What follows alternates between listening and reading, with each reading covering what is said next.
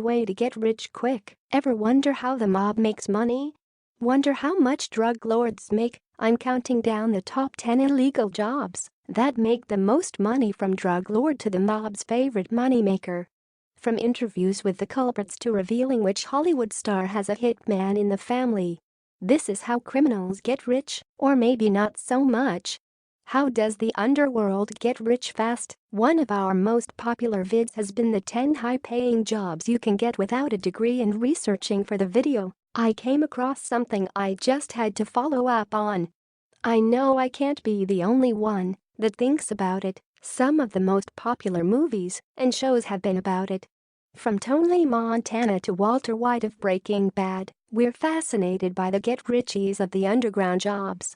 So I couldn't resist researching the top 10 illegal jobs to get rich, how much they make, and the truth when you get beyond the Hollywood hype. What I found blew my mind and is going to take the glamour off many of these illicit jobs. Understand that this is purely for entertainment purposes only. In fact, after the list, I'm going to reveal one reason not to go over to the dark side that nobody ever thinks about until it's too late. How do drug lords make money? I actually live right now in Medellin, Colombia. Yes, home of Pablo Escobar and the Narcos, and I've seen my share of dumb gringos come down thinking they're going to be the next Frank Lucas, immortalized by Denzel Washington in the movie American Gangster. A gram of cocaine will cost you about $10 here on the streets of Medellin and sells for as much as $80 in the United States. Understand though, you've got an entire industry of jobs at every step. For example, when someone buys drugs on the street, they typically pay a dealer and then have to go to another guy that actually hands over the drugs. This is an attempt to not get prosecuted as a dealer because the first guy is just collecting money from a friend and the second guy is just sharing his own stash, not necessarily selling anything. Depending on what they're selling, these guys might make a few hundred a day up to 1,000. But these guys are chumps, right? They're taking all the risk while the city supplier or the drug lord sits back and collects millions. It's estimated that Bolivian drug lord Roberto Suarez Gomez was making $400 million a year during the 80s. I just recently started investing on Fundrise, and I'm amazed it took me this long. Fundrise makes real estate investing easy by creating portfolios of properties you can invest in for cash flow and returns. The platform is open to everyone, unlike a lot of the other crowdfunding sites, and has booked returns between 8.5% to 12.5% for years. Best yet, Fundrise gives you 90 days to try it out risk-free. Open an account and try out the investment for 90 days. If you're not satisfied, you get your entire investment back. How does the mafia make money? There are two forms here. Either reselling stolen goods or using a patsy company to buy goods, not pay for them, and selling them at a discount. The mob knows it can move their sales fast because they're selling at a huge discount, like 40 cents on the dollar. What does it care? It's all profit because it didn't pay anything in the first place. The mob might hijack a truck, or one of the best examples is in the movie Goodfellas, where mob boss Paulie gets involved to protect the restaurant owner. For payback, the mob starts charging all kinds of liquor, meats, whatever on the restaurant's credit accounts, then turns around and sells the stuff out the back door. It's a short-term scam because the restaurant is never going to be able to pay off all the charges, but the mob knows it can always move on and squeeze someone else. According to a paper published by the Notre Dame Law School, property theft and fencing costs upwards of $144 billion in today's dollars.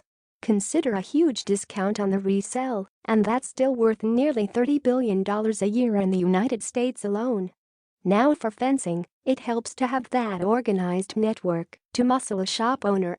Otherwise, you're playing the stick-up man at night while trying to sell stuff during the day. I don't know, that sounds like a lot of work to me. How much do bank robbers make? Why? Because if people knew just how much bank robbers were making, ooh boy, bank heists are down 60% in the past 25 years according to FBI stats, while cyber crimes have exploded. The Bureau reports just 4,030 robberies were pulled in 2015, but that still amounted to over $28 million, or about $7,000 each robbery. Now that's not a lot of money, but considering a 2017 study found the average bank robbery lasts just 3 minutes, it comes out to making about $140,000 an hour. In 2015, heist man Clay Toomey did a question and answer on Reddit about his experience robbing 3 banks in 2006. Toomey was never caught, but turned himself in to serve 3 years in 2007. No threats and no gun. He was in and out within a minute, and considering the average police response time to robbery is over 5 minutes, never saw a cop car. How to start a casino and make money? Is it hypocrisy or just state-sanctioned organized crime that only casinos can set up their own gambling? I mean, here you have a company that is allowed to create games designed to take your money. Worst still is they can kick you out if you're caught doing anything like counting cards, which is totally legal but gives you the advantage. The casino industry pulls in over $77 billion a year in the United States alone and pays its employees an average of just $47,000 a year.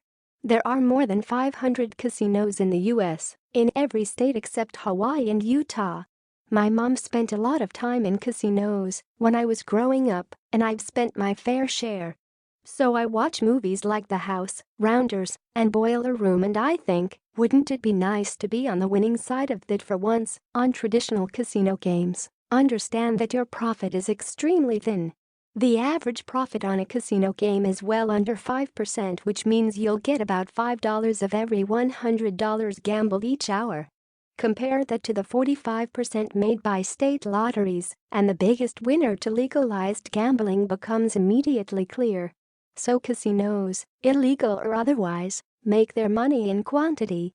If you're only making a 3% profit on gamblers, you need 100 people making $100 bets for an hour to make a $300 profit. Out of this, you have to pay dealers, waitstaff, security. You can see why casinos need 24/7 operations and tens of thousands of people to make those billions. How do con artists make money? Con artist is a tricky one to explain because it's not one specific illegal job, but a way of pulling off a range of heists from the multi-level Ponzi scam to just selling phony products. You know the saying, if you believe that, I've got a bridge to sell you. It became popular because there was actually a con, possibly the greatest con artist in American history, that made millions selling the Brooklyn Bridge after it had been built in 1883. For 30 years, George Parker convinced recent immigrant arrivals and others